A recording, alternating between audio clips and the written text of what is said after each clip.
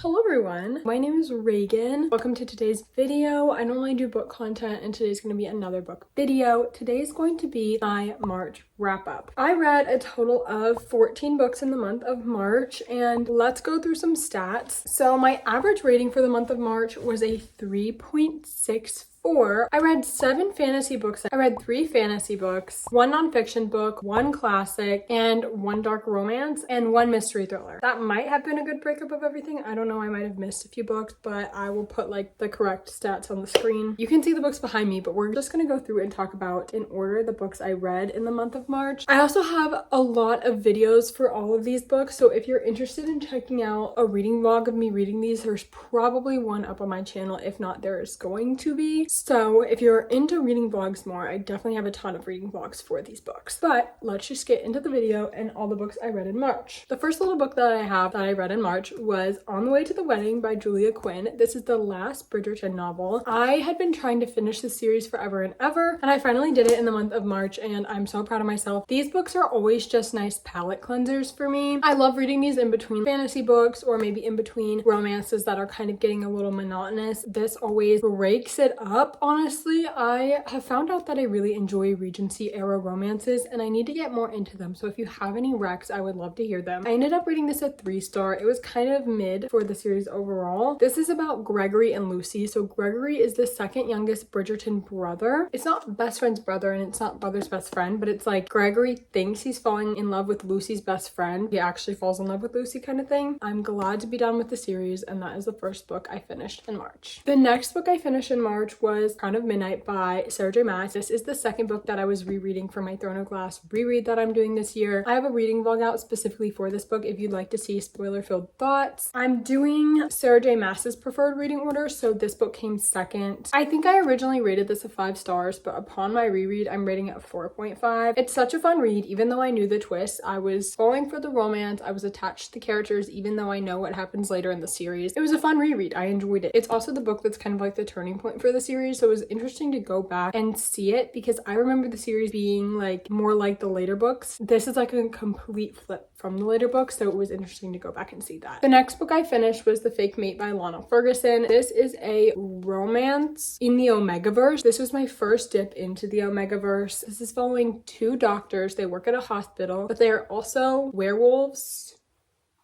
They change into wolves. The reason I read this is because I read Bride by Ali Hazelwood and I really enjoyed it, and people said this is a good after Bride book. So I did pick this up. I rated this 3 stars. I think there was a little bit too much spice for me when she went into heat. I think I am someone who would really enjoy the Omegaverse. Like, I did enjoy this book. I just think it was too...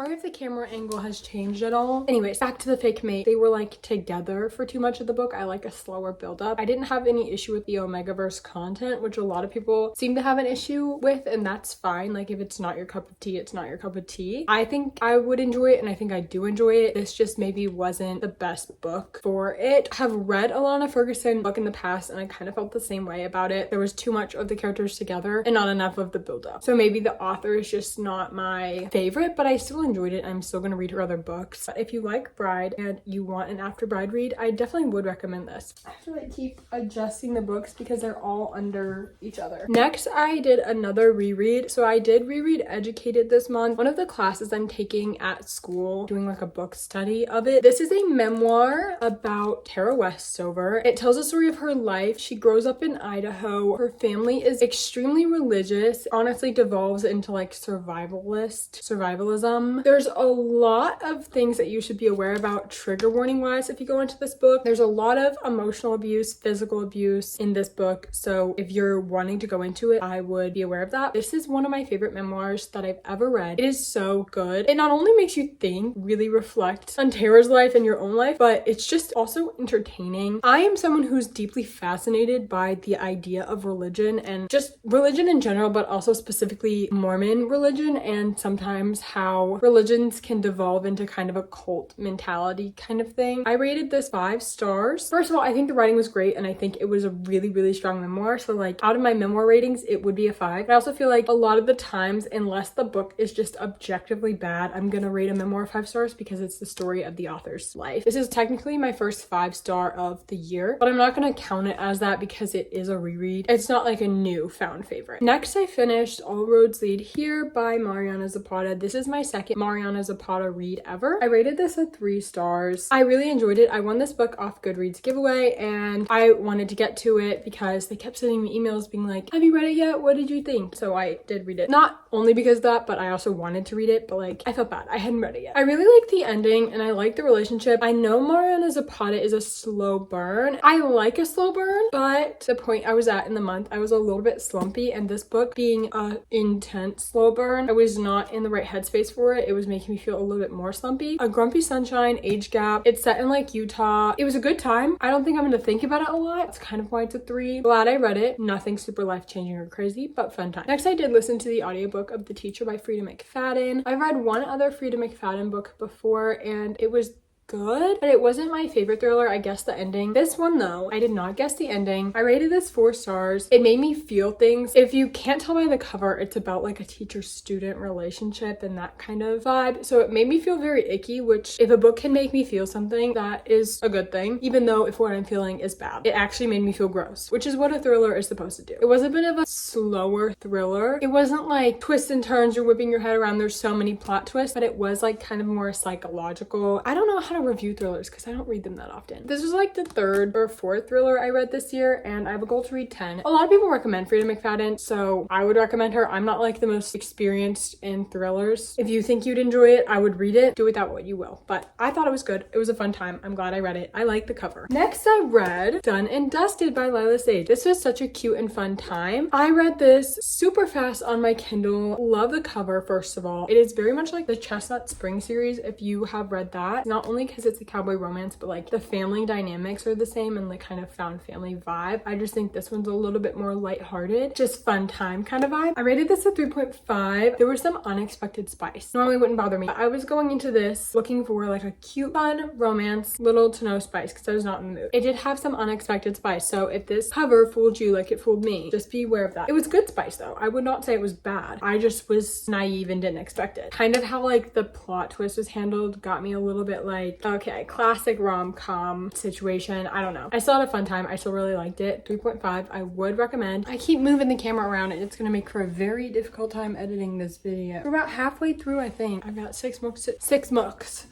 books to talk to you about. Next was Animal Farm by George Orwell. This was on my March TBR, and that is the only reason I read it this month. If it was not on my March TBR, I probably would not have read it. I rated this a 4 stars. This was the first classic I read this year, and I'm glad I did. I liked how short it was because if I was in the classic mood, it kind of fulfilled that, and then I was done. I didn't have to think about it anymore. I think it was very valuable. I liked being older and like knowing a little bit more history and knowing where maybe this connected to like the USSR and like George Orwell's whole critique of that time in history. But I haven't thought much about it since. It made me think while I was reading it, but after I was done, I didn't like think about those topics again. But I think it's a beneficial book for everyone to read. I think a lot of people in today's world will look at other countries and be like, how could they think that? How do they fall for that? How is it that they really believe this? And I think this book kind of explains the process of not being brainwashed, but like if something is all you know, it's hard to question it. The pigs kept the rest of the animals illiterate and unable to provide for themselves and very dependent, and you're kind of forced to, and it's a survival instinct. If you don't know any better, there's no way to be critical. That's kind of what I got out of this book. The process of control in a government or in a country. Next, after that classic, I did in fact go straight to a guilty pleasure read. This series has changed my life, if I'm being honest. Like, it has consumed my life since I started I Spent at Barbarian. This is like the 5th book, I think. I rated this at 3 stars. This one had a lot more trauma in it, but this is about Tiffany and Sola. There's not much to say about it if you haven't read the series. It's literally just like a quick fever dream of 300 pages that you read. You have a great time. You smile, you giggle, you laugh. There's there's a little bit of spice, and then it's over. There is plot, like it's not just spice, there is plot. These books just literally make me happy and they make me smile for 300 pages, and sometimes that's just what you need. So I read it. So that's all I have to say about it. 3 stars. I simply am obsessed, and sorry. Then I finished another series. Oh my god. We have The Dare by Elle Kennedy. This was the final book in the Briar U series. I had been in the middle of the series for God knows how long, and I finally finished it. I had been putting this book off because the last few books in the Briar U series, they were like okay, they were fun, but like not a great time. Why was I putting it off? It was so good. It was so good. I rated this at 3.5. Definitely one of my favorites in the series other than the first book. It was so relatable. There was a lot of talk about body image and stuff in this, and I feel like I really heavily related to the main girl in this book. It was about Taylor and Connor. Connor was just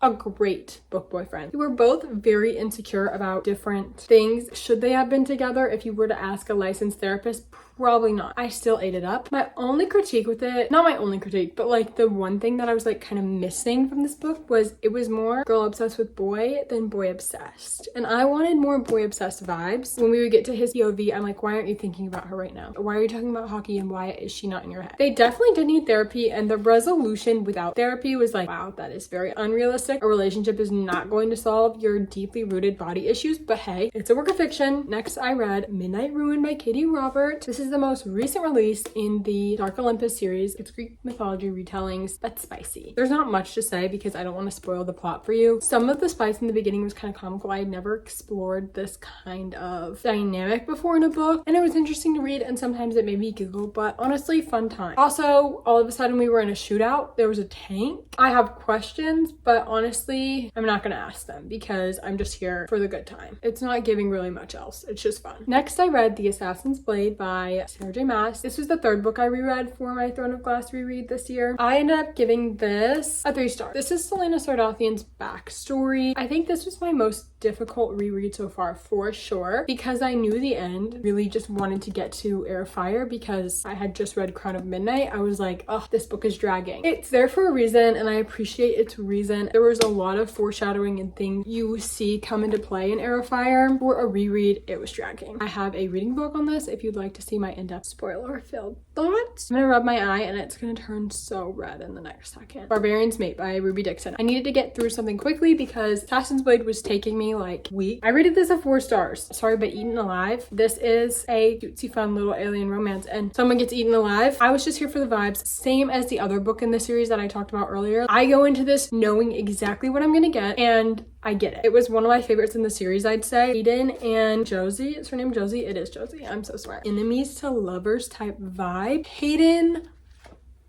I love a grumpy man. I love a grumpy man. In this case, he's an alien man. We don't discriminate. I loved him. So fun. I would so recommend the series if you're looking for something like no thoughts. I literally just finished this book today. It is the 31st. I'm filming this on the 31st. I finished this about 30 minutes ago. Girl. Powerless by Lauren Roberts. This was so good. I literally spent the last 24 hours, maybe 48 hours, binging this book to get it finished and off my TBR for the month. It was so good. I see it where everyone says Hunger Games. I see it. I think I'm rating this a 4.5 or a 5 because I finished it a few minutes ago. I don't have my 4-star rating. I'm kind of leaning more towards a 4.5. For a while, I thought it was going to be a 5. Witty dialogue.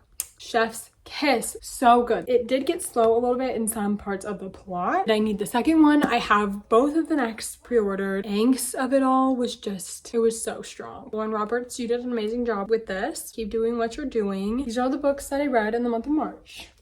Yeah, I read a lot of books. I read a lot of good books. I'm happy with myself. I finished some series. I hit my goals. It was a good month. I'm happy with it. If you're interested in watching any of the reading vlogs for this, hopefully I've linked them throughout the video. If not, they're probably on my channel somewhere. You can go check them out. Thank you so much for watching this wrap up. I love you all so very much. I have an Instagram and a Goodreads in the description box below. If you want to check those out, we can be friends on there. Like, comment, subscribe. I love when you guys comment. It makes my day. I love you all. Bye.